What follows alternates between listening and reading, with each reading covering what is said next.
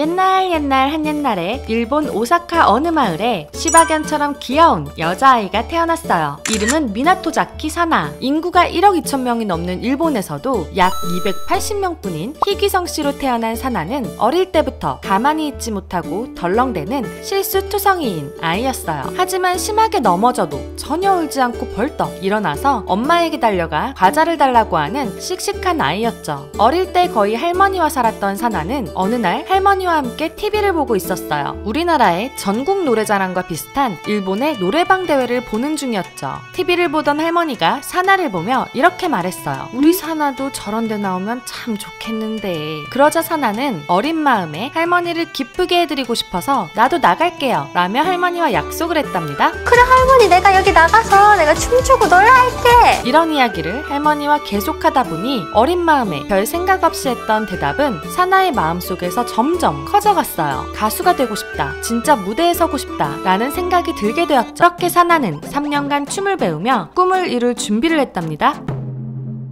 열심히 꿈을 준비하던 사나에게 어느 날 갑자기 기회가 찾아왔어요. 2011년 중학교 3학년이 된 사나는 친구의 생일 선물을 사기 위해서 평소에는 잘 가지 않던 곳에서 쇼핑을 하던 중이었죠. 그런데 한 수상한 남자가 사나에게 다가왔어요. 그 남자는 사나에게 와서 갑작스러운 제의를 했죠. 내일 일본에서 처음으로 개최되는 오디션이 있는데 보러 오지 않을래요? 바로 JYP의 캐스팅 직원이었답니다. 하지만 사나는 뜬금없는 제안에 의심했어요. 사기꾼이 아닐까 했죠. 그런 눈빛을 받은 남자는 JYP를 알고 있냐고 물어봤어요. 사나는 K-팝에는 관심이 있었지만 아직 JYP를 잘 몰랐었죠. 그러자 JYP의 캐스팅 직원은 소속 가수들의 사진을 보여주었어요. 사나는 사진을 보며 깜짝 놀랐어요. 사진 속 인물들이 사나가 즐겨보고 있던 드림아이의 배우들이었기 때문이죠. 사나는 직원의 말을 믿게 되었고 그 다음날 바로 오디션을 보러 갔답니다. 그곳에서 춘 춤이 지금도 놀리면 오사카 꿀주먹이 날라온다는 택시. 지금의 사나에게는 흑역사로 기억되고 있지만 JYP 관계자들에게는 매우 인상적이었는지 한 번에 합격하게 되었죠. 그러나 사나는 고민이 되었어요. 어린 나이에 학업을 포기하고 혼자서 한국으로 건너가는 것에 대한 걱정 때문이었죠. 이렇게 고민을 하고 있던 사나에게 부모님은 콘서트를 보러 가자고 했어요. 바로 2PM의 콘서트였죠. 부모님과 함께 신나게 콘서트를 관람한 사나. 즐거운 시간을 함께 보낸 사나에게 부모님께서는 이런 질문을 했어요. 무엇을 느꼈니? 사나는 벅차오르는 마음을 느끼며 이렇게 대답했답니다. 저도 이 무대에 서고 싶어요.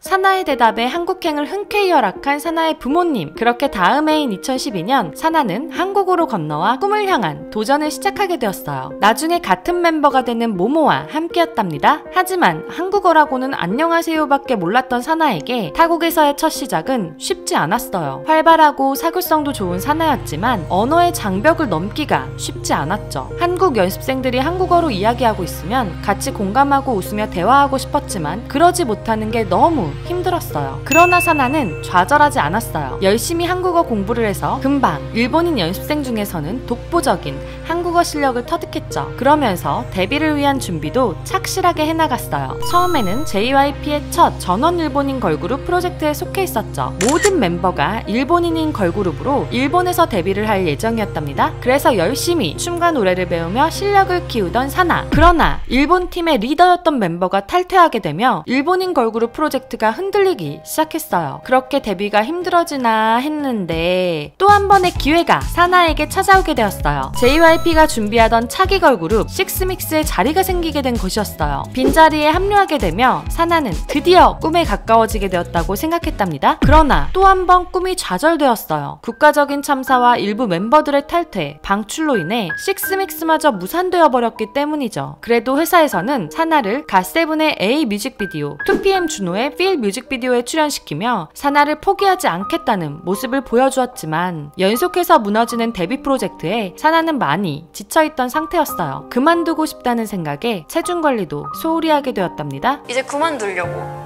이런 생각을 하고 있던 사나에게 2015년 마지막 기회가 찾아오게 되었어요.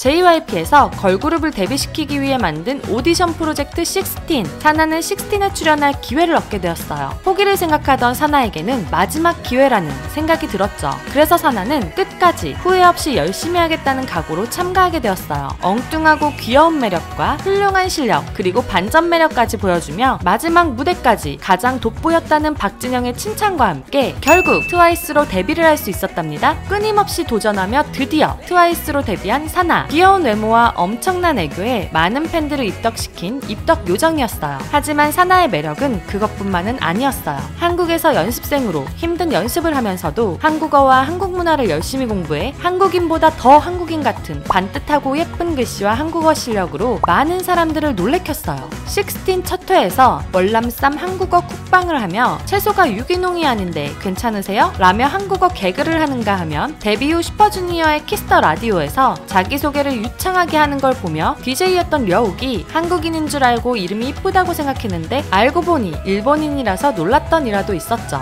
너무 열심히 한국어를 공부해서 뇌종양, 중환자 등의 단어까지 공부하는가 하면 꿈도 한국어로 꿀 정도였답니다. 얼마나 센스도 좋은지 실력에 센스가 더해져 각종 인터뷰와 예능에서 인생에 관한 명언들을 쏟아내기도 했죠. 인생 모르는 거죠?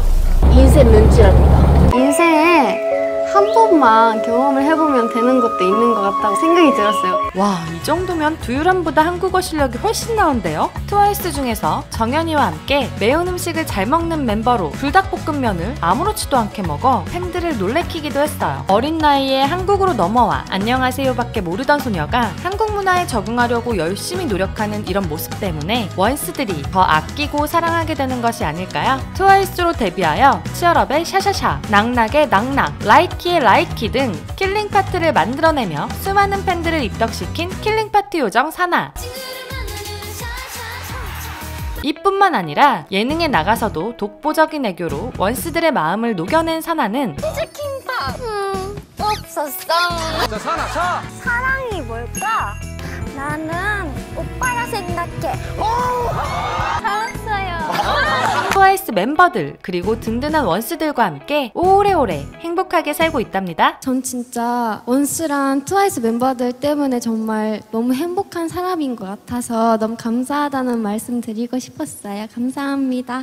두라미 여러분들, 샤랑둥이 사나의 이야기 재미있게 보셨나요? 그렇다면 두유람 채널 좋아요와 구독 잊지 마시고요. 사나에 대해 알고 있는 재미있는 일화들이 있다면 댓글로 남겨주세요. 또 아이돌 동화로 만나고 싶은 아이돌이 있다면 댓글로 신청해주세요. 내일은 어떤 아이돌의 이야기를 하게 될까요? 기대 많이 해주세요. 안녕!